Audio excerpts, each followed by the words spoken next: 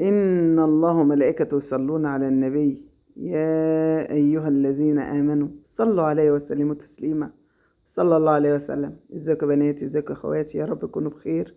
النهاردة هنعمل مع بعضينا الدونت، والدونت أمرها سهل جدا وبسيطة، بس تقدري تعمليها في المناسبات وفي الأعياد وفي الأفراح. جميلة جدا لأي عزومة عندك. هنعملها بمقادير بسيطة وجميلة. يلا بينا. دلوقتي هننزل بالدقيق بتاعنا ده، حوالي كيلو الا ربع دقيق. اعملي الكمية اللي تنزل. بعد ما حطينا دقيق هننزل عليه معلقتين سكر كبار، وننزل عليه بمعلقة لبن بودرة، هناخد معلقتين،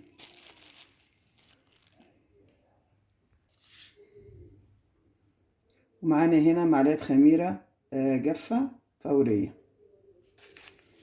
ومعانا بيكنج باودر هننزل بمعلقة، وهننزل بذرة ملح صنع عن النبي صلى الله عليه وسلم، وهننزل بالفانيليا بتاعتنا، وهننزل معانا بالبيضتين بلدي كده. وهنعمل المكونات كلها ببعضها كده. نازلين بكوباية زيت معانا،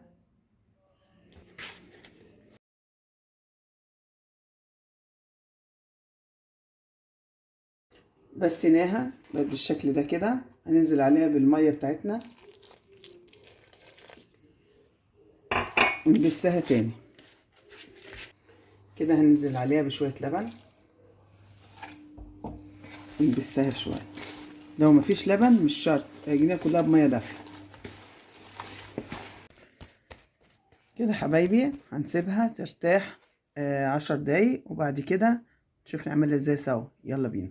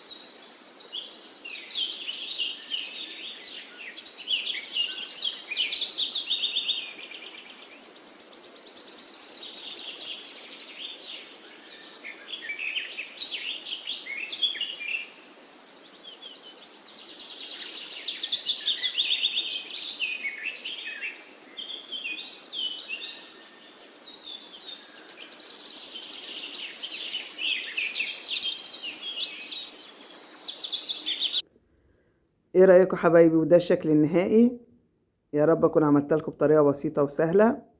شايفين شكلها جميل ازاي؟ وعملت منها 2 كبار، وعملت اللي هي الوسط، وعملت الصغيرة. عملت منها اشكال في الاحجام. دي تقدري تعمليها في أي مناسبة. يا رب يكون فيديو جميل وسهل. إن عجبكم متنسوناش باللايك وسبسكرايب والتعليقات الجميلة لبيت المنى. أشوف وشكم بخير وشير بقى. السلام عليكم ورحمة الله وبركاته.